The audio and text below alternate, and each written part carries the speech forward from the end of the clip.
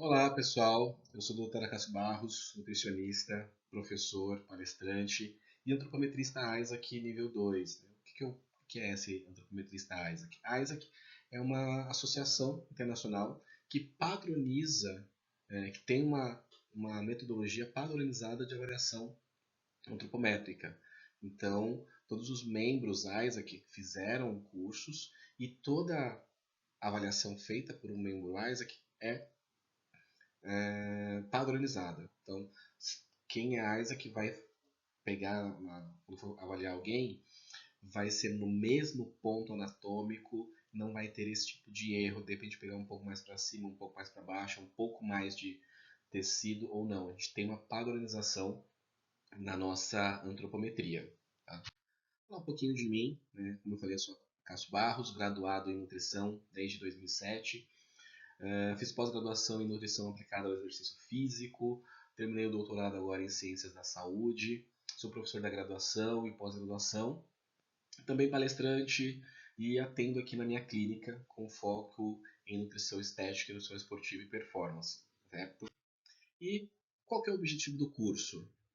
O curso tem como objetivo ensinar vocês a aferir as circunferências e dobras com um método padronizado. Então, você padronizar a sua avaliação antropométrica. Mas por que isso? Né? Para que você sempre avalie o seu paciente da mesma forma, evitando assim erros na hora da avaliação. De repente, você fez uma avaliação do paciente numa data, quando ele vem para um retorno, você avaliou de uma forma diferente, então os números não vão ser reais ali de progressão desse paciente, né? E como, né? Padronizando realmente a sua avaliação, vou ensinar aonde são os pontos, como você pensar, como colocar o adipômetro ali na dobra, e aí sim você consegue ter uma avaliação antropométrica toda padronizada. Né? Em quem? Né? Em quem eu vou fazer a avaliação antropométrica? Em todo mundo, né? Todos os seus pacientes. Não tem nenhum paciente que a gente consiga descartar uma avaliação antropométrica. A gente pode fazer com todo mundo. Existe avaliação antropométrica desde a criança, né, o bebê, até o idoso. Tá? Não tem ali alguém que seja excluído uma avaliação antropométrica. E o que é antropometria? Né? É a interface quantitativa entre estrutura e função. Então ela tem ali a sua definição, que é a medição do movimento do ser humano. Tá? Cineantropometria, que é o nome correto aí quando a gente fala em antropometria. E para que serve a antropometria? Né? Por que a gente usa? Tanto para ter parâmetros de saúde ou também para rendimento esportivo. Né? Além de saúde, verificar predisposição para doenças, pensando tanto em desnutrição quanto obesidade, então a gente vai classificar em algumas coisas, né? E também no rendimento esportivo. Um pouquinho da história da cineantropometria, né? Ela teve origem na Grécia Antiga, então 450 até 430 a.C. Foi criado ali o Doríforo de Policleto. Então eles fizeram ali, juntaram as peças de 19 homens, simbolizando o homem ideal. Então o que seria o homem ideal? Pegaram ali 19 peças e montaram ali o Doríforo de Policleto, que seria realmente o homem com o físico ideal. É o primeiro relato de interesse pela busca aí de um corpo perfeito. Depois disso, em 470 até 399 a.C., Sócrates tem uma frase assim fantástica, né? Que é uma desgraça que a pessoa cresça ignorando a atividade física sem saber o que poderia chegar a ser com um corpo vigoroso e bem formado. Então, desde antes de Cristo, pessoas já se preocupavam, já tinham noção do quanto o exercício físico e ter um corpo, vamos pensar ali, harmonioso, faz bem para a saúde. Tá? Um corpo vigoroso com funções, não questão de musculatura. Isso a gente sabe que é fundamental, principalmente quando a gente chega ali na velhice, né? Ter boa musculatura. Também ali antes de Cristo fizeram ali a questão de proporcionalidade. Então, tanto na Grécia quanto no Egito. Então, eles começaram a desenvolver métodos de avaliação do corpo. Na Grécia, eles diziam que a altura de uma pessoa era 8 vezes a altura da cabeça. Então eles mediam as pessoas através de você tem 8 cabeças, 7 cabeças. Então, assim que eles faziam aferição de altura. Já no Egito, a estatura era medida de 19 vezes o dedo médio. Então, eles também começaram ali a pensar no que seria o homem ideal. Isso já antes de Cristo, gente. Em 1543, Andreas Vesalius foi o primeiro criador de um atlas do corpo humano. Então ele é conhecido como o pai da anatomia moderna. Então, isso é 1543, o primeiro atlas. Imagine como deve ter sido feito o estudo para montar esse atlas, né? Depois, Adolphe Quetelet, ele é um astrônomo e matemático, pai da antropometria científica, então ele que criou a antropometria, e nasceu aí a estatística. Então, em 1841, ele desenvolveu métodos estatísticos da análise da antropometria, na curva de Gauss, na distribuição das medidas, e em 1871 criou o IMC, é o índice de massa corporal, que é a relação ali entre quilos por metro quadrado do corpo. E isso foi utilizado naquela época para recrutar soldados. Só que o IMC, até naquela época, foi ali uma faca de dois gumes, porque ele começou a não ser tão utilizado, porque ele começou a descartar soldados que tinham muita massa muscular. Então, a conclusão ali que tem é que a antropometria deixa de ser analisada através da sua subjetividade, começa a ter números ali. E o que é o IMC? Né? Relação do peso e da estatura. Como eu falei, foi utilizado para recrutamento de soldados, e a desvantagem foi que foram excluídos alguns soldados que apresentavam níveis elevados de massa muscular. Isso foi bem ruim. Depois disso, em 1942, Albert Benke criou um método para melhorar ali, solucionar o problema do IMC. E ele começou a estimar a densidade corporal e percentual de gordura. E aí que realmente começou a definição da diferenciação entre massa gorda e massa magra. Ele criou a pesagem hidrostática, que é fica ali num tanque ou numa piscina, a pessoa desce ali no tanque e é medido o deslocamento ali da água. Existe um cálculo ali que é colocado, uma equação, para estimar o percentual de gordura e de massa livre de gordura desse indivíduo através da pesagem hidrostática. Também ainda é considerada como padrão ouro para predição de percentual de gordura. De 1948 a 71, Harpender Grove Study, né, foi um estudo aí que surgiu o primeiro plicômetro, o primeiro adipômetro foi o Harpender, criado por James Moreland Tanner. Quem criou a escala de Tanner, a escala de maturação sexual, tanto masculino quanto feminino. Então, muita gente aí conhece a escala de Tanner, foi criado aí por James Moreland Tanner. Ele criou as curvas, né, de crescimento de escala de maturação sexual e criou o primeiro adipômetro, né, o primeiro plicômetro, que é o Harpender. E o que a OMS diz sobre a antropometria, né? Já que é bem difundido aí no mundo? É uma técnica pouco invasiva, é portátil e de baixo custo e pode ser aplicável a todos. Lembre-se disso, gente, a todos.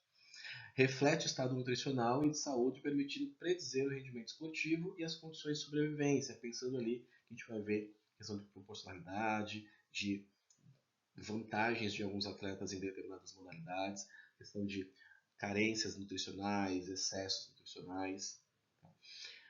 Porém, a antropometria é um instrumento pouco utilizado nas políticas de saúde pública e decisões clínicas. Então tem muita gente, principalmente na rede pública, que não utiliza a antropometria para ter um acompanhamento melhor dos seus pacientes. Mas, afinal, o que a antropometria nos mostra realmente? Por que a gente tem tanto interesse em fazer antropometria? Por que ela é tão importante na nossa prática clínica? Pensando ali no acompanhamento da composição corporal, né, para ter ali o ponto de partida, avaliar a composição corporal, para acompanhar a recomposição corporal, para verificar risco aumentado de doenças, risco de insegurança alimentar, risco de desnutrição, entre outros parâmetros. Muita coisa pode ser vista ali na antropometria. Até questão de desidratação, o fato ali, de repente, a pele está muito seca, a gente já pensa num possível aumento na ingestão de líquidos por esse paciente. Então, a antropometria nos traz bastante parâmetro aí da saúde do nosso paciente. E indo para a parte esportiva, né, quais são os melhores atletas quando a gente pensa na antropometria? Vencem os atletas com maior vantagem morfológica. Então, até a seleção natural, né, o tipo corporal específico de uma determinada modalidade esportiva, se ele tem uma vantagem morfológica, ele pode ser ali um grande campeão, tá sempre ali entre os primeiros, por conta dessa vantagem morfológica.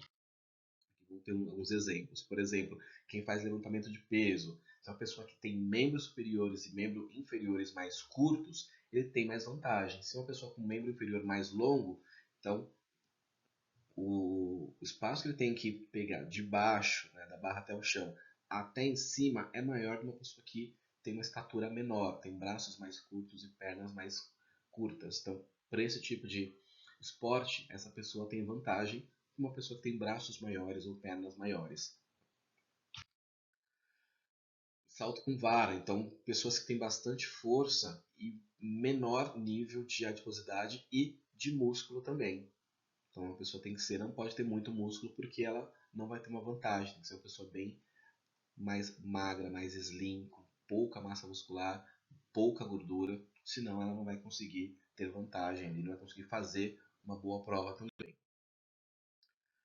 Pensando ali também em atletas, tem algumas exceções. Pensando no lançamento de peso, lançamento de martelo, pessoas que precisam de mais robustez.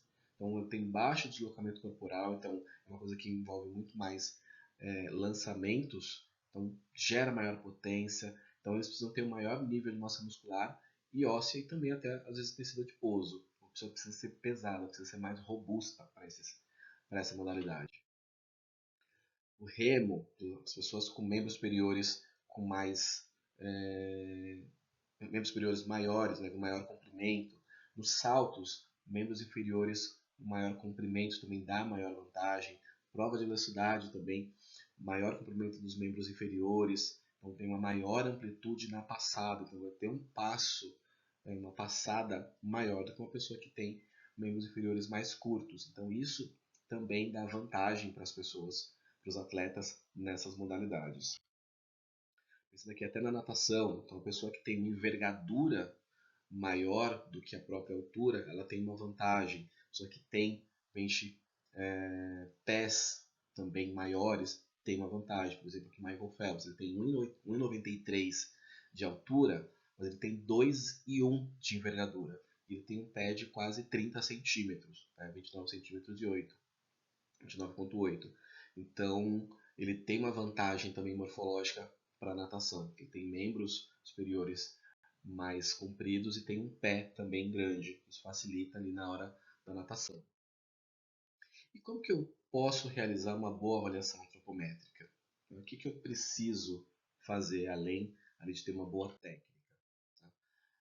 Primeiro, reduzir erros. Né? E quais são esses erros na antropometria? Quais são os pontos de erro? Manejo com números é importantíssimo, vou mostrar ali às vezes na hora de escrever, na hora de anotar ali, às vezes anota impressa e aí às vezes um 6 parece um 0 e parece um outro número. Então isso a gente tem que ter muita atenção na hora de fazer as anotações. Os fatores ambientais, né? Então como vai estar o clima dentro da sala de avaliação, a calibração do equipamento, o equipamento tem que estar calibrado, não só de ponto, mas pensando ali em balança também. A variação biológica, então mulheres ali no ciclo menstrual que retém um pouco mais de líquido, acaba ficando um pouco mais com retenção hídrica, isso vai ser um fator de erro. O uso de cremes e loções, então na hora de pinçar ali a dobra, pela pessoa estar utilizando a creme ali, ou loção, ou óleo, vai ficar escorregando, então a gente não vai conseguir ter uma boa aderência dos dedos ali nas dobras para poder ficar firme. E a técnica de medida, tá? Isso é importante também. E o que eu faço para poder reduzir essas possibilidades de erro? Então, pensando ali na variação biológica do indivíduo. Então, o horário da medição, para poder ver massa corporal, estatura, perímetro da cintura. Então, o ideal é que seja sempre pela manhã, mas é lógico, no consultório ou fazendo avaliação, a gente tem, às vezes tem agenda manhã, tarde, noite, então nem sempre é possível, mas o melhor horário é sempre pela manhã. Período menstrual, então não fazer em período menstrual, ali pré-menstrual. A hidratação também é importante. Não fazer após o treinamento ou fazer após o banho por conta de uma desidratação também. A temperatura do ambiente quente gera mais vasodilatação, gera transpiração, então vai ficar ruim na hora de pinçar. E a compressibilidade da pele, então na hora de pinçar eu também não posso apertar muito. Isso faz diferença também na hora de pinçar.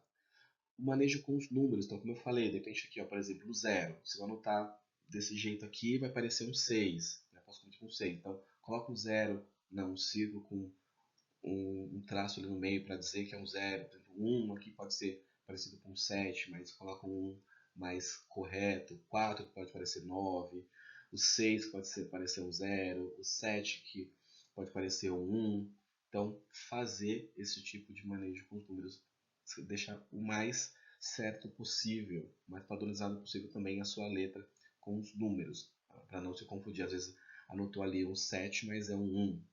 Tá? Então isso faz bastante diferença. A calibração do equipamento, então, né? Como fazer e quando fazer. Adipômetro, alguns não precisam de calibração, outros que têm ali mola, tem o visorzinho ali, com o ponteiro, esses precisam de calibração. Pode fazer a cada 6 meses, ou a cada um ano, ou sempre que houver necessidade. De repente viu que ele está fechado, mas está um ponteiro para cima, então tem que mandar para calibrar. Balança, também é importante fazer a calibração da balança. Eu costumo fazer a calibração da minha balança a cada 15 dias. Como que eu faço isso? Eu pego um produto que tenha um peso fixo e coloco na balança para ver se ela vai pesar aquilo, se vai dar aquele valor. Por exemplo, um pacote de arroz, ou uma lata que tem meio quilo, ou um pacote de açúcar, um pacote de feijão, algo que tenha ali um valor fixo, né? Tá na embalagem. Pega ali alguma coisa que tenha 1 quilo, 2 quilos, 5 quilos e vê se está pesando certinho. Se não estiver pesando, de repente tiver uma variação ali de, sei lá, 100 gramas, pode ser do próprio produto. Se tiver uma variação de 800 gramas, 1 quilo, 2 quilos, então você já sabe que a sua balança está tendo uma variação. Então, ou mandar ela para assistência para poder calibrar, dependendo da balança, ou realmente trocar de balança. Tá? Verificar também se o piso não está desnivelado, que isso é importante também. A balança tem que ficar sempre no piso nivelado, não pode ficar em tapete, não pode ficar em sob placa de EVA, tem que estar no local rígido, não pode balançar, isso é importante. O que a gente tem de equipamento? Vamos pensar ali no padrão ouro, né, que é o DEXA, né, Dual Energy X-Ray Absorption. É a densitometria óssea, né? Então ele realmente é o padrão ouro que mostra ali imagem, gordura, músculo, ossos. Então esse é o padrão ouro. Muito difícil a gente encontrar alguns centros clínicos que tem. É mais difícil a gente até pensar em ter um DEXA num consultório. Tá? Não é viável porque realmente é muito caro. A plasmografia, né, o body pod, que é essa cápsula que a pessoa entra ali, essa cápsula é fechada, fica vedada ali, e também dá ali um percentual de músculo e massa livre de gordura. Só que, diferente da pesagem hidrostática, o body pod, né, a plasmografia, ela mede aí ela faz essa aferição de percentual de gordura e de massa livre de gordura pelo deslocamento do ar. Tá? Isso aqui também é difícil ter em clínica, é mais em centro universitário, tanto é que quando eu fiz o bode pod uma vez, aqui na USP, em São Paulo, é interessante, assim, meio, às vezes um pouquinho claustrofóbico, mas é ok, fica ali sentadinho, sem fazer nada, só respirando. Então é bem interessante, mas médio não é viável para ter no consultório. Apesar de hidrostática, também tem que ter um tanque para poder mergulhar ali a pessoa. Também é considerada padrão ouro, apesar de hidrostática. Ultrassom, Bodymetrics, que é o único que temos aqui no Brasil, que faz ali uma análise de tecido adiposo e tecido muscular. Então a gente passa o equipamento, ele vai gerar uma imagem onde mostra ali gordura e músculo. Aqui é uma imagem de um comparativo. Tá? Esse comparativo tem 3 meses, né, de um para outro. Então, onde vocês estão vendo ali uma linha vermelha, é a fáscia muscular, onde divide ali gordura de músculo. Então, a gente tem esse tipo de imagem. E aqui também a gente consegue visualizar se há ali um aumento da massa muscular, se está tendo hipertrofia desse paciente. Por exemplo, aqui é uma imagem de uma coxa. No caso aqui, essa imagem teve uma diminuição do tecido adiposo e um aumento do tecido muscular. Então, teve hipertrofia, diminuição de gordura. O Body voltando aqui no ultrassom. O ultrassom, gente, ele tem... Eu trouxe, vocês vão ver lá na aula prática. É um equipamento que também não é tão barato. Hoje ele gira em torno de 24 mil reais. Depende muito do dólar, porque ele é importado, mas a empresa que revende é brasileira. Então é um investimento considerável, mas eu acho até um pouco válido. O BodyD, que é uma bioimpedância com mais moderna, digamos assim, que ela vai criar essa plataforma redonda que vocês estão vendo ali onde o modelo está em cima, e um tablet com uma câmera específica que a pessoa gira ali nessa plataforma, vai gravando a pessoa e vai colocar essa imagem que foi gravada dentro da plataforma, do software. E a pessoa vai ver, tem uma imagem dela ali em 3D dentro do software. Isso é bem bacana. Eles falam que é uma proposta diferente de um escaneador corporal, mas lendo ali as especificações é uma bioimpedância também. O diferencial é que ela gera esse avatar. O BodyD, se eu não me engano, está em torno de 75 mil reais. A bioimpedância, né, que existem alguns modelos de vários preços, desde 300 reais a mais de 100 mil reais. Tá? Bioimpedância é um equipamento de predição de percentual de gordura, onde passa uma corrente elétrica pelo corpo da pessoa e ele vai ter dois parâmetros, né, resistência e reatância. E isso vai medir o que a pessoa tem ali de massa muscular, massa livre de gordura, água, algumas têm alguns outros parâmetros também. Então, dependendo do bolso de quem quer investir, tem ali de até mais de 100 mil reais. Tem as mais baratinhas, mas as profissionais assim, mais confiáveis, a gente custa um pouco mais de 3 mil reais, de 2 mil a 3 mil reais. E as de 30 mil, 60 mil, 90 mil. Tá? E aí tem um modelo de plataforma, tem um modelo portátil e tem esse modelo que ele é um equipamento de bioimpedância, ele não é balança. Os outros, a maioria é tudo balança com bioimpedância e tem um aparelho, um equipamento de bioimpedância, que aí você pesa ele no ultrabalança e aí coloca a pessoa ali numa maca, coloca ali os eletrodos, liga os eletrodos do equipamento e ele vai fazer essa leitura, né? Vai passar essa corrente elétrica e vai fazer a leitura da composição corporal do seu paciente. A bioimpedância é um método simples, seguro, também não é invasivo, é rápido.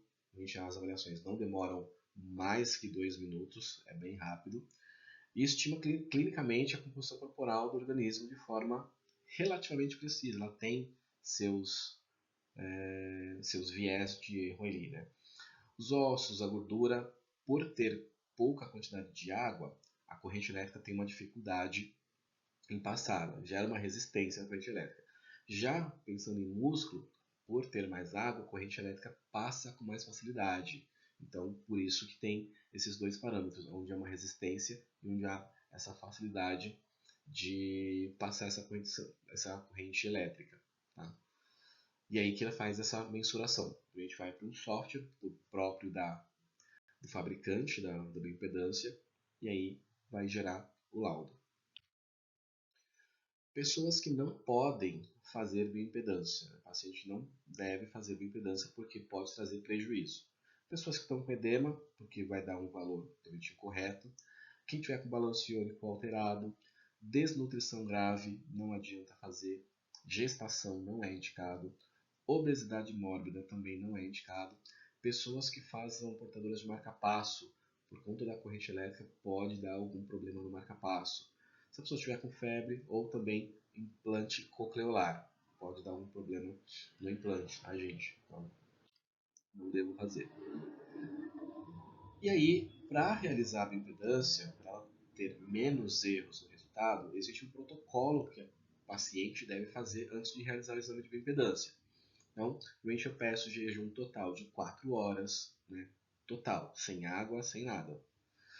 Não ingerir bebidas alcoólicas 24 horas antes do exame. Não realizar exercício físico 12 horas antes. Normalmente eu peço um pouco mais, eu peço 24 horas. Retirar tudo que é de metal no corpo, porque como passa uma corrente elétrica, isso pode dar interferência no resultado. O paciente deve suspender o uso de medicamento diurético, no mínimo 24 horas antes da realização. Então, o paciente está consumindo porque eu estou usando diurético para poder diminuir peso, então suspende. Tem aquelas pessoas que fazem uso do diurético por conta de uma hipertensão arterial. Então, às vezes não é tão interessante fazer essa retirada. Medicamentos que cursem com retenção hídrica também, né, tem que ter cuidado. Não estar no período menstrual, não estar febril e o paciente tem que estar descalço, tá? Provavelmente para poder passar a corrente elétrica pelo pé e ele pelas mãos.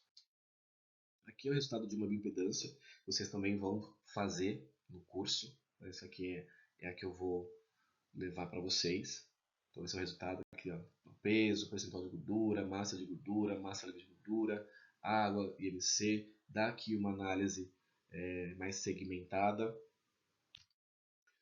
Tem aqui os outros parâmetros, aqui eu trouxe um que fez, já está no acompanhamento, né, tem 4 consultas, então gera ali um gráfico de evolução.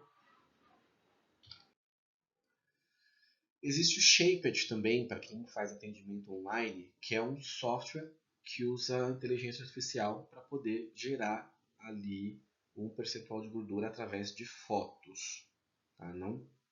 Não tem ali a presença da pessoa, não vai fazer pegar nem nada. A pessoa vai colocar 2 fotos ali no software e o software vai fazer essa análise. Vai dar percentual de gordura, de músculo, algumas circunferências. Então pode ser interessante para quem faz muito trabalho online, quem faz consultoria online, quem atende online, pode estar utilizando aí o Shaped para poder fazer o acompanhamento da evolução antropométrica dos seus pacientes. Também daqui, ó, mostra que relação cintura-quadril, ele dá ali uma estimativa da circunferência da cintura, do quadril, da coxa, panturrilha, braço. Então, são 2 fotos, de frente e de lado com os braços estendidos. E aí a pessoa envia ou manda para você, você coloca no software, ou manda direto no software, no aplicativo do paciente, ele coloca lá e já tem o resultado. E aí passando para a parte mais manual, né? O que a gente tem de equipamento manual? Os adipômetros, né? O plicômetro ou compasso cutâneo. É um equipamento comum para nutricionistas e profissionais de educação física que utilizam isso. Serve para medir a espessura de uma dobra cutânea. Então ele não mede gordura, ele mede a espessura de uma dobra. A gente faz uma dobra, ele vai lá e mede. Tá? E através do adipômetro, o profissional consegue fazer uma avaliação da composição corporal com uma melhor precisão ali na hora da avaliação física. Então a gente tem uma melhor precisão fazendo ali uma dobra cutânea. O que a gente tem de equipamento, né, de adipômetros? Essa parte de cima são os adipômetros clínicos e a de baixo são os adipômetros científicos. Tá? Temos ali adipômetros também, a gente tem de vários preços. Tem adipômetro de R$50, tem adipômetro de 3 mil e poucos reais. O Rapender é mais de 3 mil reais. Então também depende o quanto você quer investir no adipômetro para poder ver o quanto você vai desembolsar. Ou se você vai para o clínico, se você vai para o científico. Então, o clínico, para quem vai fazer ali uma avaliação antropométrica numa academia, no consultório, atende super bem, não precisa do científico. Tá? E qual que é a diferença do audipômetro clínico para o científico? Tá? De uma forma geral, a diferença está na resolução da medida. O audipômetro clínico ele oferece uma resolução diferente, tem uma resolução diferente do audipômetro científico. Ele tem décimos de milímetros, coisa que o clínico não tem. Então, por isso a diferença. Quando a gente pensa num trabalho científico, o audipômetro científico é melhor para utilizar. Ele vai ter esse décimo de milímetros para poder ter um parâmetro de evolução ou de número mais real. Por exemplo, uma dobra de 4,7 milímetros ou 4,9. Uma coisa que no clínico não tem. No clínico, ou é 4, ou é 5, ou dependendo do audipômetro clínico, você ainda consegue ali um 4,5. Mas fora isso, quem vai te dar é o audipômetro científico. E tem o analógico e o digital. Então, todo audipômetro digital, se ele tiver esse décimo de milímetro, ele acaba sendo um audipômetro científico. E também o audipômetro clínico, ele tem uma leitura mais rápida do que o científico. Tá? Então é bom também verificar isso. Mas, de modo geral, o audipômetro clínico super bem ali no consultório ou quem faz avaliação física na academia. Aqui eu coloquei uma diferença do audipômetro clínico e do científico. Né? Esse aqui da esquerda, vocês podem ver que ali, ó, 0, 5, 10, 15. Como que eu leio isso? Né? Do 0, o primeiro tracinho ali abaixo, do lado do 0, é 1, depois 2, depois 3, depois 4, 5, 6, 7, 8, 9, 10. Vendo que não tem ali como ter ali 1,3, por exemplo. Já o científico, eu tenho dois leitores. Eu tenho um leitor decimal e um leitor unitário. Por exemplo, ali o menorzinho, ele vai contar ali a cada 10. Então, se o menorzinho estiver no 10 e o ponteiro maior estiver no 7, é 17. Então, eu somo o menor com o maior. E aí, por exemplo, se eu estiver ali no 10 e tiver no primeiro pontinho depois do 7, então é uma dobra de 17,1. Então, essa é a diferença. Tem uma dobra mais precisa no audipômetro científico do que no clínico. Balança, gente. Todo mundo pergunta de balança. Então, o interessante é que ela seja eletrônica, né, digital, que tenha uma precisão mínima de 10 gramas, tá, ou de 100 gramas. É importante. Outra coisa, a capacidade máxima. É interessante que vocês tenham uma balança que tem ali pelo menos 180 ou 200 quilos. Porque às vezes nunca sabe que tipo de paciente vai chegar pra gente, né? Então, a gente chega um paciente com obesidade mórbida e a sua balança vai até 150 e o paciente tem 170. Não vai conseguir pesar. Então, tem uma balança ali pelo menos 180 ou, se possível, 200. Ou, dependendo do público que você vai atender, você vai atender num local que o foco principal é atendimento de pessoas com obesidade. Então tem que ter uma balança ali plataforma que pesa ali 300 quilos. Tá? Então a balança deve estar em local nivelado, então não pode balançar, não pode ter desnível, e tem que ser local firme, então nada de colocar em cima de tapete ou em cima de placa de EVA, nada, tem que ser em local firme, realmente direto ali no chão. Temos balança digital portátil, tem balança pediátrica também, tá? Tem digital portátil, a gente tem aquela de plataforma analógica, digital, então depende do local, a gente vai utilizar às vezes a balança que tem ali disponível. Se não, se a gente vai adquirir, pode ser essas portáteis. Olha, eu não tenho condições de comprar uma balança que pesa ali 200 quilos. Gente, qualquer balança, essas que a gente compra em supermercado, compra em farmácia ou compra pela internet, a priori vai servir tranquilo. Tá? Depois compra uma balança que não é tão cara, gente. Uma balança profissional ali de 180, 200 quilos não é tão caro. Tá? Ali é R$ 200, um pouco menos.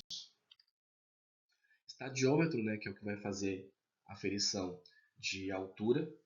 Então, pode de repente utilizar uma fita na parede. Tem que estar bem fixada. Ponto distante de 1 metro do chão. e eu coloco a fita. Então, se eu, de repente, eu não tenho como comprar um estadiômetro, o que tem lá é uma fita. Então, eu vou medir 1 metro do chão até ali a parede onde é 1 metro. Deu 1 metro, ali que eu vou começar a fita de cabeça para baixo, para cima. Tá? Ou pode ser utilizar o estadiômetro acoplado direto à balança. Tem umas balanças, principalmente essas algumas de farmácia, algumas na rede pública, que é a balança, ou analógica ou digital, que já tem o estadiômetro embutido. Tá? E o estadiômetro pode ser fixo, pode ser portátil, manual ou digital, não tem problema. O importante é saber utilizar. Por exemplo, aqui tem alguns modelos de estadiômetro portáteis, então tem maioria portátil, tem os que são fixados na parede, e tem esses aqui de baixo, né, que são os digitais ultrassônicos. Então ele vai fazer uma medição também, ele é pequenininho, vocês vão ver aí no dia do curso. É super fácil também de transporte, é super prático de utilizar, então não precisa furar a parede nem nada, só vai posicionar ele, pedir para o paciente sair, ligar, ele vai fazer a leitura. Paquímetro ósseo, que é importante também para quem quer uma avaliação física um pouco mais destrinchada para o paciente, né, que segmenta mais ali músculo, gordura e osso, né, ao invés de só gordura e massa livre de gordura. Então é um instrumento de medição linear que ele faz uma estimativa do peso ósseo, para a gente poder também destrinchar o que é músculo, o que é gordura, o que é osso, o que é residual. E também é utilizado para a equação do somatotipo, né, o biotipo corporal. Se a pessoa é mais ectomorfo, mesomorfo, endomorfo. Então, esse tipo de classificação precisa fazer equações, e uma das equações a gente precisa de dados de perímetro ósseo. Tá? Então, é importante também fazer uso do paquímetro ósseo quando a gente quer fazer o somatotipo. Aqui tem os modelos de paquímetro ósseo. Quando vocês forem buscar, para comprar, tem que colocar paquímetro ósseo, porque tem o paquímetro industrial, que não é o mesmo, tá? É diferente. Então tem que ser o paquímetro ósseo. Trena antropométrica, tá? Deve ser utilizada uma trena inelástica com capacidade mínima de 200 centímetros, né? Ou 2 metros, e precisão de 5 centímetros, 0,5 centímetros, né? Meio centímetro. Então, gente, fita, né? A trena antropométrica sempre de 2 metros. Tem muitas aí de 1,5 m, e às vezes não é tão interessante pegar uma pessoa com mais adiposidade, pode ter um desconforto ali na hora de fazer, da fita não conseguir medir, porque é pequena. Então sempre de 2 metros, e de preferência, gente, a fita metálica, a trena metálica, tá? Que é que vocês vão ter aí no curso. Então tem essas de cima, gente, essas branquinhas são de fibra de vidro. A maioria que tem por aí, ela é de 1,5 m. E a de baixo aqui, amarelinha, né, com preto ali dourado, que é que vocês estão recebendo, ela é metálica. E aí vocês vão ver também a diferença, como que ela é melhor para poder aferir ali medidas do que a de fibra de vidro, que ela é muito mole. Essa metálica ela é mais firme, então não fica caído. De repente eu não estou fazendo uma medida e aí fica um lado caído e o outro não. Então com ela é mais fácil a gente conseguir manter o nível certinho, que é o que eu vou ensinar para vocês nas técnicas de aferição de circunferências. Medidas, né? Quais são as medidas que a gente utiliza na antropometria? Algumas delas, né? Então, medidas básicas: estatura, com as pernas e pés unidos, calcanhares, glúteo, parte superior das costas em contato com a escala, né, com a parede, a cabeça não encosta na parede, tá, gente? E aí a pessoa faz uma inspiração profunda, fez a respiração, prende a respiração, aí você vai medir a altura da pessoa. Mediu, pede para ela sair e aí respirar.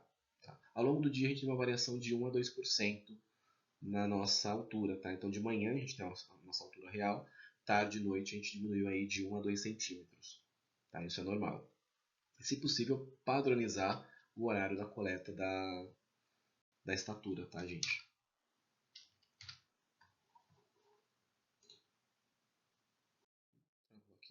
Peso, Então, aferição do peso, então, gente, corpo alinhado, os pés paralelos, olhar no horizonte, então, o mínimo de roupa possível e sempre pela manhã, quando possível, depois de ir ao banheiro. Então, as pessoas quando sobem na balança já tem aquele costume, aquela cultura de subir e já olhar para baixo para o visor. Não, a pessoa tem que subir, você como avaliador, a pessoa sobe na balança e já pede para olhar para frente, não é para ficar olhando para o peso. Tá? Então, peço para a pessoa sempre olhar para frente. Medidas básicas, perímetro de braço relaxado. Então, a gente acha primeiro o ponto médio do braço para depois fazer a aferição do braço relaxado. Então, a gente afasta um pouquinho o braço para poder passar a fita, depois pede para a pessoa encostar o braço, realmente relaxar, e aí você faz a aferição da medida. Braço contraído, vai pedir para a pessoa colocar o braço assim, dobrado, você vai passar a trena, vai achar o ponto de maior volume, você vai pedir para a pessoa contrair o braço e aí sim você vai fazer a aferição da medida. Tá? Só depois que a pessoa contrai, primeiro você coloca a fita com o braço só flexionado, depois você coloca a fita, a pessoa contrai e aí sim você faz a aferição. Tá? Abdômen, aqui eu coloquei de propósito uma foto que está errada. Né? Abdômen, a trena sobre a cicatriz umbilical. Tá? E a gente sempre, em todas as medidas, exceto cintura, a gente fica posicionado do lado direito do paciente. Tá? Exceto cintura e altura. Tá? A gente se posiciona, a altura não, a estatura a gente fica de lado também. Abdômen, a gente fica do lado direito do paciente, não fica na frente. Porque eu preciso ver como a trena está na frente, né, sobre a cicatriz umbilical, e como está nas costas, se não está caída. Cintura, onde eu mensuro cintura, onde eu faço a aferição da cintura, naquela parte de menor curvatura ali do tronco. Então eu vou olhar ali de frente, essa é a única que a gente faz de frente, vou olhar ali onde passa o ponto de menor curvatura, passo a trena, a pessoa inspira e relaxa, né? Inspira, relaxa, e aí eu faço a aferição da medida. Quadril, também eu vou estar do lado direito do paciente, vai ser mais visual, eu vou olhar ali o glúteo da pessoa, e a medida do quadril, gente, é o ponto de maior volume do glúteo. Tá? Maior volume posterior ali das nádegas. Eu passo a trena e alinho ali o ponto de maior volume. Aqui, por exemplo, ele está um pouquinho torto. Né? Não sei se é a posição da foto, mas parece estar um pouquinho torto. Tem que ficar bem retinho ali. É sempre no ponto de maior volume posterior das nádegas. Coxa medial. Então a gente tem que achar o ponto da coxa medial, que é o ponto médio entre a linha inguinal e a patela, né? A ponta ali do joelho. Então eu pego a trena, coloco aqui nessa linha inguinal, que é a dobrinha que faz aqui quando a gente fica sentado, entre o abdômen e a coxa, forma uma linha. Coloco a trena ali, meço dali até a ponta do joelho. Ah, deu 42, então o ponto médio vai ser lá no 21. Eu vou, marco 21. Sempre que ele vai fazer pontos, gente, tanto de circunferência, mas principalmente os pontos das dobras cutâneas, a gente tem que fazer a marcação dos pontos primeiro. O primeiro passo é fazer a marcação dos pontos, tá? Igual está aqui. Então, faça a marcação do ponto, para depois ir fazendo as aferições das medidas. Tá? Panturrilha. Panturrilha também eu vou olhar ali de lado, ver o ponto de maior volume, porém na panturrilha eu vou medir ali qual é o ponto de maior volume. Sei lá, passei ali, olhei deu 32, aí eu coloquei mais para baixo, deu 32,5, eu mais para baixo deu 33, então vai ser 33. Então eu tenho que mover um pouco a trena para cima e para baixo para ver onde tem o ponto de maior volume. Aqui, a gente vai entrar agora nas dobras, nas pregas, como a gente pinçar. Então eu sempre vou pinçar a dobra utilizando o polegar e o indicador. Eu pego assim, gente. E os dedos, o restante dos dedos, eles ficam virados para cima. Tá? Eu não pego um belisco assim, nem belisco assim, nem fico amassando pão, tá, gente? Eu não pego ali com os 5 dedos. São só esses 2 dedos, polegar e indicador, que eu vou pinçar ali e puxar. Tá? E aí eu vou encaixar o adipômetro bem abaixo do meu dedo. Importante, enquanto eu estou fazendo a aferição com o adipômetro, eu não solto a dobra, tá? Eu tenho que ficar segurando o tempo todo. E essa pinçagem com a medição tem que demorar ali, no máximo 3 segundos. Tá? Coloquei ali, 1, 2, já posso tirar. Tá? Espero ali o adipômetro parar e aí eu tiro, mas não posso demorar mais que 3 segundos segurando. E eu pinço, coloco o adipômetro e não solto, tá? Isso é importante, eu já vi muito profissional, pinçou, colocou o adipômetro e solta. Gente, tá errado. Você tem que continuar segurando a dobra. Dobra do tríceps. Primeiro a gente acha o ponto médio ali do tríceps. Esse ponto médio vai ser o mesmo ponto médio que a gente achou do braço, que é a linha aqui do ombro até o cotovelo. Tá? Isso vocês vão ter na apostila e na hora da aula prática eu também vou colocar para vocês. Tá? Então a gente vai medir aqui do ossinho aqui do ombro até a ponta do cotovelo. Ah, mediu, deu 20 centímetros, vamos colocar assim. É um pouco mais, deu 30. Aí eu vou marcar aqui no 15. Então 15 vai ser o ponto médio do braço. E aí eu já vou usar para marcar dobra do tríceps, do bíceps e do tríceps. Tá? Então com esse ponto eu já vou marcando as duas, para poder ficar mais fácil depois. Então a dobra do tríceps é a face mais posterior do braço, na linha média entre as extremidades do húmero. Tá? Bíceps, então marquei aqui a dobra, o ponto médio do braço, venho aqui na frente, na face mais anterior do braço, marco a do bíceps. Tá? Depois vou lá e pinço.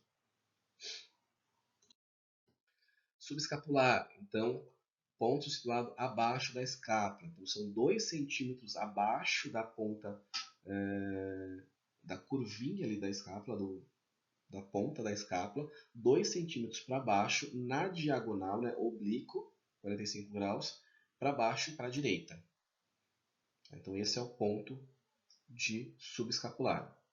Vou lá e pinço. Sempre tem que fazer as demarcações antes. Tá? Primeiro eu faço todas as demarcações dos pontos, depois eu vou lá e pinço e faço as aferições, tá? Circunferências, enfim. O primeiro passo é fazer as demarcações. Crista ilíaca, tá? É bem na borda superior da crista ilíaca mesmo.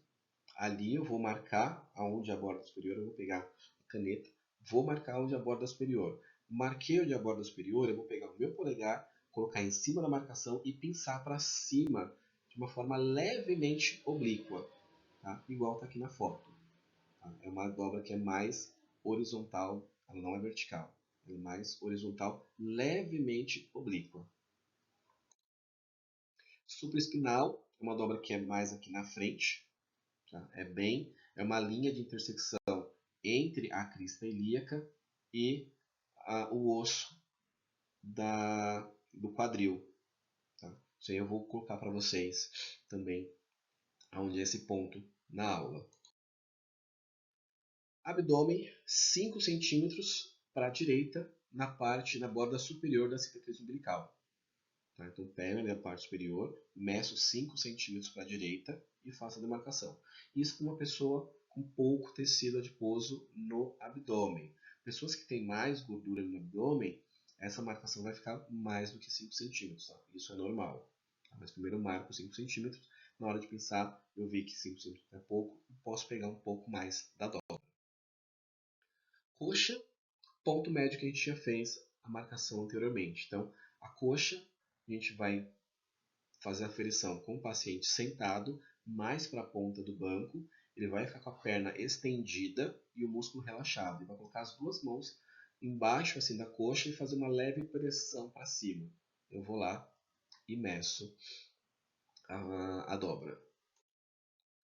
Torácica, né, é uma dobra longitudinal e oblíqua. Então ela não é nem horizontal nem vertical. Em mulheres é 1/3 da distância da linha axilar até o mamilo, e no homem é na metade da linha axilar até o mamilo. Aqui, por exemplo, esse aqui eu coloquei uma errada de propósito, tá? Não é ali, aquele ponto é mais para a mulher. No homem é mais para baixo. Então, ponto médio entre a linha da axila, aqui, ó, a linha da axila, até a ponta do mamilo. Fiz ali, deu lá, 12 centímetros, então vai ser 6. 6 aqui, eu faço a demarcação do ponto e meço. Nas mulheres é 1/3 da linha, então normalmente é muito mais próximo da axila do que no meio do seio. Dobra axilar média. Essa realmente, gente, é abaixo da axila. Normalmente é na linha onde as mulheres acabam usando mais o sutiã. Tá? Então uma intersecção entre a linha do externo, né, do final do externo, até a linha da axila. Tá? Uma dobra que é vertical. Panturrilha, a gente fez a demarcação, fez a mensuração lá do ponto médio da panturrilha, eu também já faço a demarcação do ponto da panturrilha. É a parte de dentro da panturrilha, gente. Tá? Eu já vi gente medindo atrás, do lado de fora, não, é a parte de dentro da panturrilha, a parte anterior da panturrilha. Os diâmetros ósseos, né, que a gente utiliza 3, que é do húmero, a gente vai pegar a pessoa com o braço assim para frente dobrado, vai sentir esses 2 ossinhos aqui e vai colocar o paquímetro para poder medir e fazer uma pressão aqui, para poder fixar bem aqui, sentir bem, medir bem o osso. Tá? Esse é do húmero.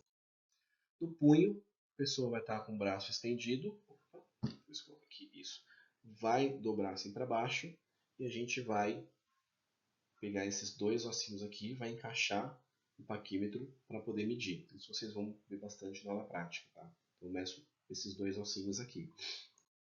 E do fêmur, a pessoa sentada, com o joelho dobrado, eu vou lá sentir também os 2 ossos e encaixar o paquímetro e pressionar para poder medir. Tá?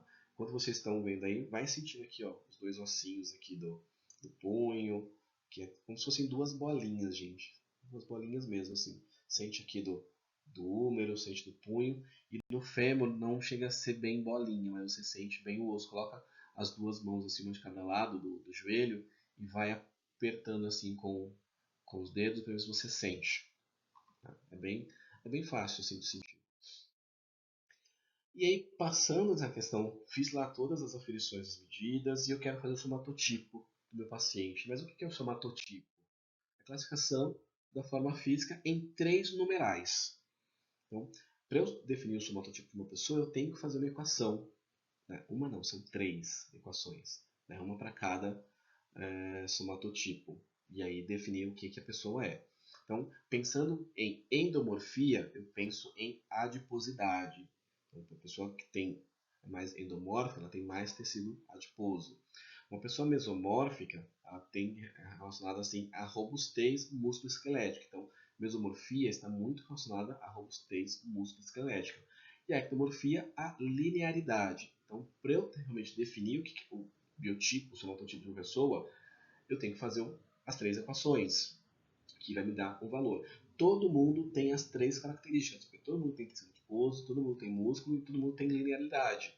Só que um vai predominar mais que o outro. Então, isso que vai dar o seu somatotipo.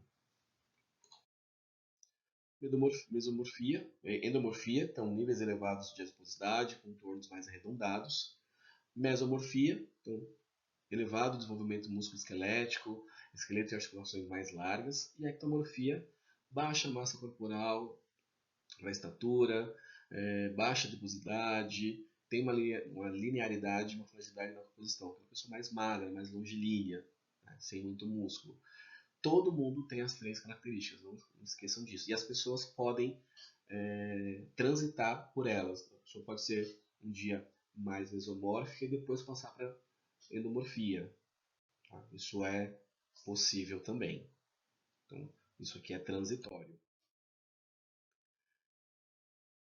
Como que eu calculo isso? Né? Como que é feito esse cálculo? Quando eu penso em endomorfia, eu tenho que usar dobras cutâneas. Então, eu vou fazer dobra do tríceps, subescapular e supraespinal. Para eu fazer a equação da mesomorfia, eu vou usar perímetro de baço contraído, perímetro da panturrilha, diâmetro do húmero, do fêmur e dobra da panturrilha. E para fazer o cálculo da ectomorfia, massa corporal e estatura. Tá? Então eu preciso de todos esses dados para fazer o somatotipo. Endomorfia, então eu tenho aqui a soma das 3 dobras cutâneas, Vou fazer a correção das 3 dobras cutâneas pela estatura. Então tem a equação aqui, a soma das 3 dobras vezes 170,18. Eu vou fazer primeiro essa correção das dobras, para depois entrar na equação. Gente, isso aqui vocês não vão precisar fazer à mão, tá? Eu vou disponibilizar uma planilha para vocês. Vocês só vão jogar os dados que vocês vão coletar. Já vai dar percentual de gordura, de músculo, o somatotipo, tá? Então vai ser super fácil. Eu estou mostrando para vocês que o cálculo também não é tão fácil assim. Tem todo esse passo a passo, mas a planilha jogou os dados, vocês já vão ter esses resultados, tá? Então tem aqui a equação e aqui um exemplo de equação. No final vai dar um número, por exemplo aqui, para esse paciente, ele é um 3,3 de endomorfia. Primeiro a gente faz endomorfia, depois faz ectomorfia, depois faz mesomorfia, depois faz ectomorfia. Primeiro aqui, endomorfia, deu 3,3. Então vou lá e anoto. Depois eu vou fazer a mesomorfia, então braço contraído e a dobra do tríceps. E também faço o perímetro da perna, da panturrilha, corrigido. Então faço a correção, depois entro no cálculo. Aqui também deu um outro número, 5,6. Então eu já tenho 3,3 de endomorfia e 5,6 de mesomorfia. Aí eu vou para o de ectomorfia. Então eu faço o índice ponderal, vejo na classificação do resultado. Se o resultado de índice ponderal for menor ou igual a 38,5, a ectomorfia é 0,1. Se o índice ponderal for maior que 38,25 e menor que 40,75, eu entro nesse cálculo aqui, 0,463 vezes o índice ponderal menos 17,63. Se o índice ponderal, né, que é a estatura dividido pela raiz quadrada da massa corporal, raiz cúbica, desculpa, estatura dividido pela raiz cúbica da massa corporal. Se esse resultado for maior ou igual a 40,75, eu venho para essa equação aqui de ectomorfia, 0,732 vezes índice ponderal menos 28,58. Um exemplo de cálculo. Aqui, por exemplo, nesse paciente, que é o mesmo que a gente está acompanhando, resultado deu 39,6. 39,6 está onde? Aqui, ó, se P for maior que 38,25 e menor que 40,75. Então eu vou usar essa equação de ectomorfia, 0,463 vezes índice ponderal menos 17,3. Então coloquei aqui e deu 0,7. Então esse paciente ele é 3,3 para endomorfia, 5,6 para mesomorfia e 0,7 para ectomorfia. Olhando para aqui, qual que é a predominância dele? Qual que é o número maior? Mesomorfia, né? 5,6. Em segundo lugar, qual que é o maior? Endomorfia. E aí que vem a classificação dele. Ele é um mesomorfo ectomórfico. Então tem ali uma classificação. Então temos ali a pessoa que é central, a classificação dele fica ali entre 2, 3 ou 4. Tem endomorfo ectomórfico, endomorfo equilibrado, endomorfo mesomórfico. Isso depois vocês vão ver com calma. Então as pessoas vão ter as 3 características, só que 2 são predominantes. Então, o primeiro nome é o substantivo, que é o dominante, e o segundo nome é o adjetivo, que predomina em relação ao terceiro componente. Então, eu tenho ali o primeiro componente e o segundo. Os dois vão me dar a classificação de como que é essa pessoa. Por isso que eu falo, a pessoa não é mesomorfo, ele não é um mesomorfo. Ele pode ser um mesomorfo endomórfico. Ele tem as 3 características, só que uma vai predominar em relação à outra. Então, a terceira a gente não fala. A gente só fala a primeira e a segunda. Isso também vocês vão ter na planilha de vocês, tá? Qual vai ser a classificação, isso tem na apostila, para você saber o que ele vai ser, e na planilha vai dar o resultado. Então vocês vão ver qual que é o maior, qual que é a predominância. Porque se a pessoa, de repente, está numa maior endomorfia, ela pode, sei lá, passar por um processo de emagrecimento ou um processo de ganho de massa muscular e passar por uma mesomorfia. Então, por isso que fala é transitório, depende de como a pessoa está. Então, hoje ela está endomorfa, mesomórfica, por exemplo. Aqui tem a somatocarta, que quando a gente joga os valores, ele vai colocar um ponto em alguma parte dessa ferramenta aqui. Vou até colocar outro slide que é melhor para ilustrar. Por exemplo, esse paciente aqui, ó, o somatotipo dele é um 4.6, 8, 0.3. Então é um mesomorfo endomórfico.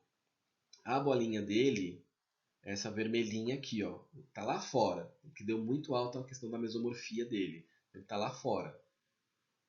Como que eu faço isso, né? Como que eu chego nesse ponto da somatocarta? Mais uma equação. Isso na planilha de vocês vai automático, tá, gente? Só para vocês entenderem como que é.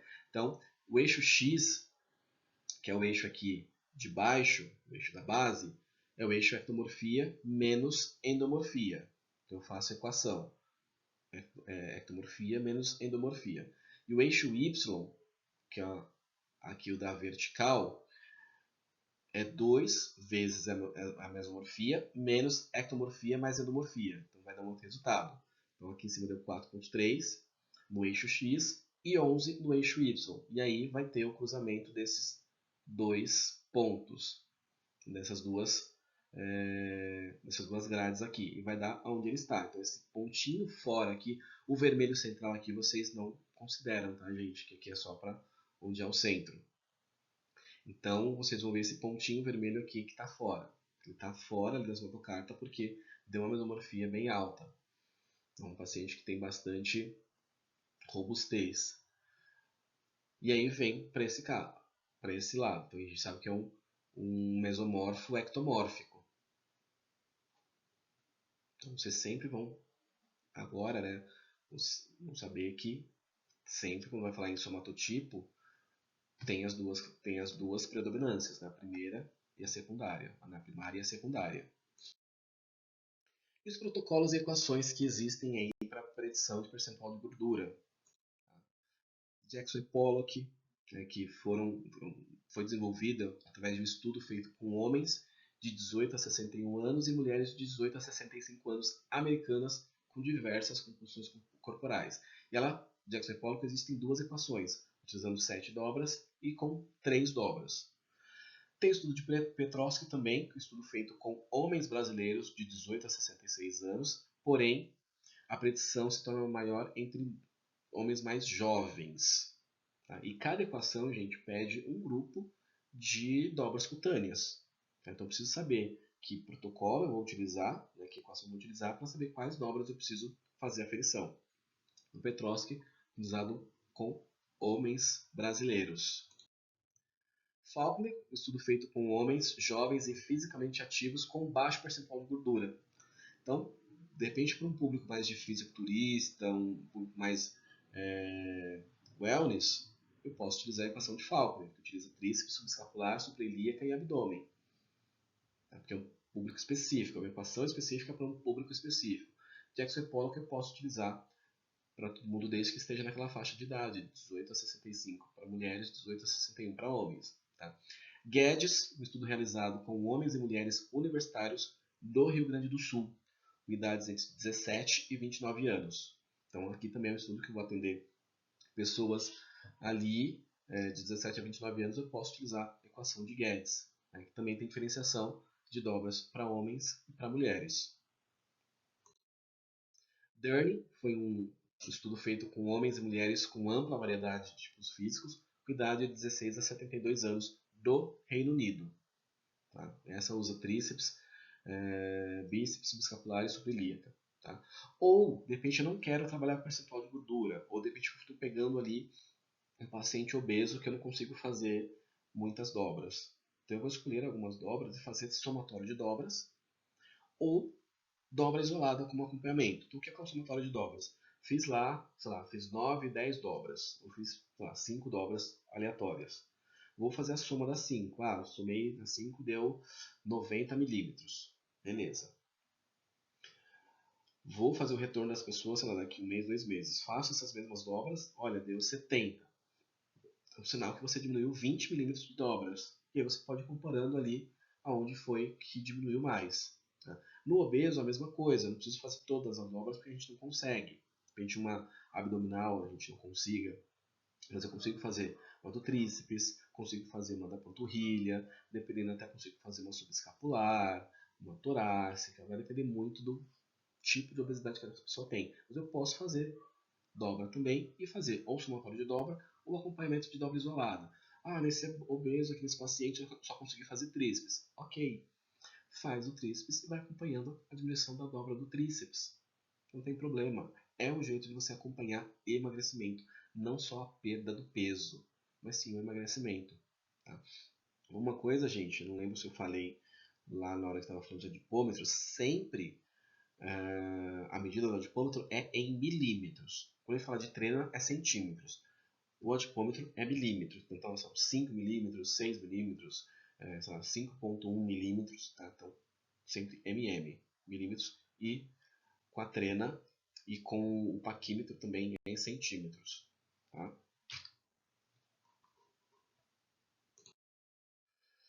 Temos também uma equação, né, um protocolo de percentual de gordura para pessoas obesas, onde eu utilizo a média de duas medidas da circunferência do abdômen.